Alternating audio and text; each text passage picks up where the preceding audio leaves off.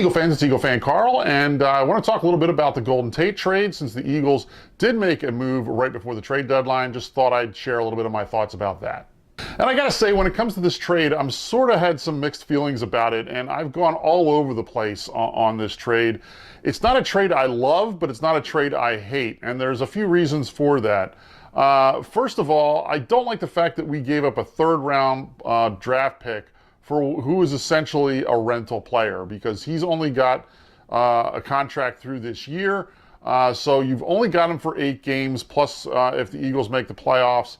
And that's all you're getting out of him for sure. And I think it's going to be really hard, given the Eagles' current contract structure, for them to extend him beyond this year. So really, like I said, you're giving up a third-round pick for essentially what ends up being a rental. I know there's a lot of people out there that are praising Harry Roseman. They say, hey, this is a brilliant idea because, you know, ultimately, if he doesn't re-sign, we'll get some sort of compensatory pick back in the 2020 draft. And that's all well and good, but there's one thing that I know about the compensatory picks with the NFL, and that is no one really understands how they calculate the compensatory picks. I've tried to find any information out there about exactly how it's done, and in a nutshell, I don't think anyone knows for sure exactly what we're going to get back in a compensatory pick if Golden Tate doesn't re-sign with the Eagles. The fact that it is delayed a year also is a little bit of a down. So, you know, even if you do get a third-round draft pick back, that's a third-round draft pick back you're going to get back in 2020 when you're losing one in 2019. The way I've always heard it described, which I think is a fairly good way to do it, is a draft pick that's a year delayed is like another draft pick that's 1 round earlier. So, for instance, if it's a third-round draft pick that you're going to get in 2020, it's really more comparable to a 4th-round draft pick in 2019.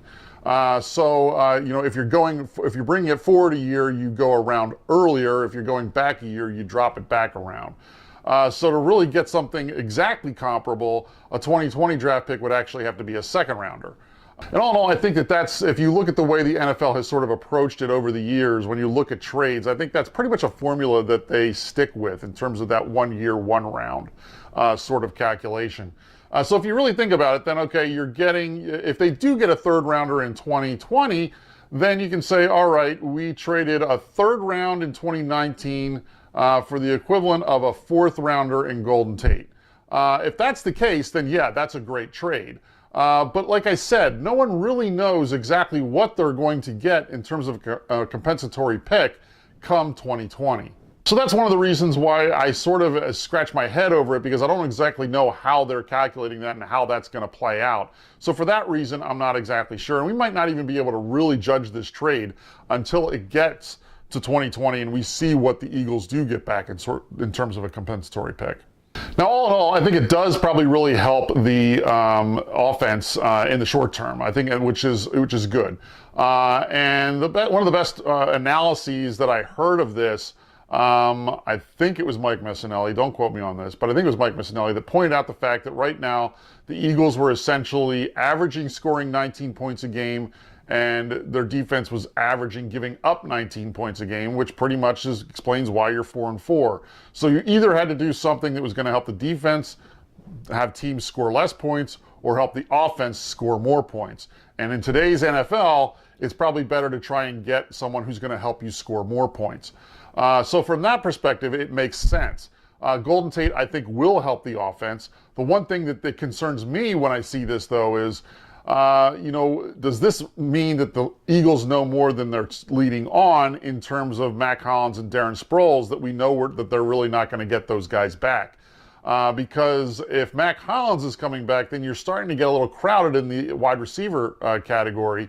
And as a result, you know, I don't know exactly where you're going to play it. The other problem I've got in terms of exactly how you use the personnel is Golden Tate has been great as a slot receiver, but, you know, the Eagles already have 2 slot receivers essentially on their team.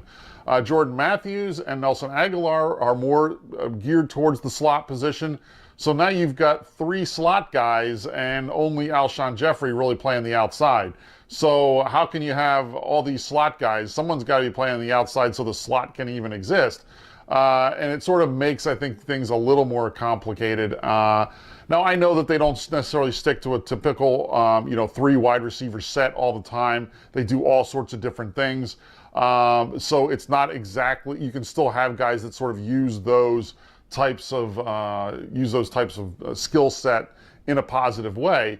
But ultimately, I really have concerns over exactly how they're going to use Golden Tate in this offense. The other thing that also concerns me when it comes to this trade, or sort of soured the trade in my mind, was then I saw what the Washington did with their trade. They go to the Packers and they get Clinton-Dix for a 4th rounder. And if we were giving up a 4th rounder, I wouldn't even be thinking about this. Then say, hey, great.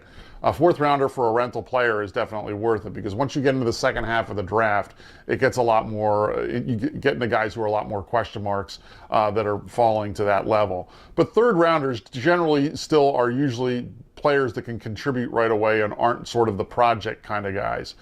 So you can usually get a guy in the 3rd round that can really sort of, contribute. The Washington gives up a 4th rounder for Clinton-Dix, and I think that's a great move on their part. I think it really helps their defense, and right now that's what they're winning with. They're winning with defense because their offense has been uneven, to say the least. So they really did something to really help bolster the side of their ball that they're really excelling at right now. And they probably have one of the best safety combos in the NFL right now, if not the best safety combo in the NFL, by adding Clinton-Dix to their lineup. So I really like the move they made. Of course, the one thing that makes it all a little bit better is seeing how stupid the Cowboys are. Amari Cooper, great wide receiver, but giving up a 1st round draft pick, even if you do have him for another year beyond this, is just absolutely stupid. I know a lot of people are criticizing Gruden for basically completely wiping his team out and trading for people, but if I knew I wasn't going anywhere and someone was offering me a 1st round draft pick for Amari Cooper, I wouldn't turn that down either. So I think the Cowboys way overpaid for Amari Cooper, and he's sort of been struggling this year, so I don't know exactly even if he's going to be able to make that much of a difference to the Cowboys offense, but that obviously remains to be seen. So ultimately, in terms of teams in the NFC East, I think the Eagles, of the 3 trades, were number 2 in terms of where I thought they, for value for the trade that you made. Washington, I think, got the best deal. I think we were the second ones, and then obviously the Cowboys, I think, gave up way too much to probably get the best of the 3 players. I think they got the best of the 3 players, but ultimately, I think they gave up way too much to get him for someone that I think is still a question mark as to how good he's going to be able to help that offense. So all in all, I guess what it comes down to is it really remains to be seen. Like I said, I've been all over the place on this trade. The one thing that I will say about Golden Tate, obviously everyone loves to talk about how he's got all these great yards after catch, which is great.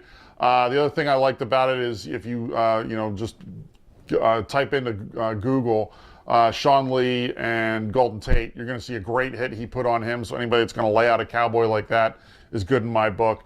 So all in all, I think Golden Tate is going to be a great contributor for that second half of the season. And I think getting Carson Wentz some more weapons there is going to be great. But ultimately, long term, I don't know exactly if this is the best deal or not. Let me know what you think, though. Do you think the Eagles got the better end of this deal, or do you think, we ended up losing this battle?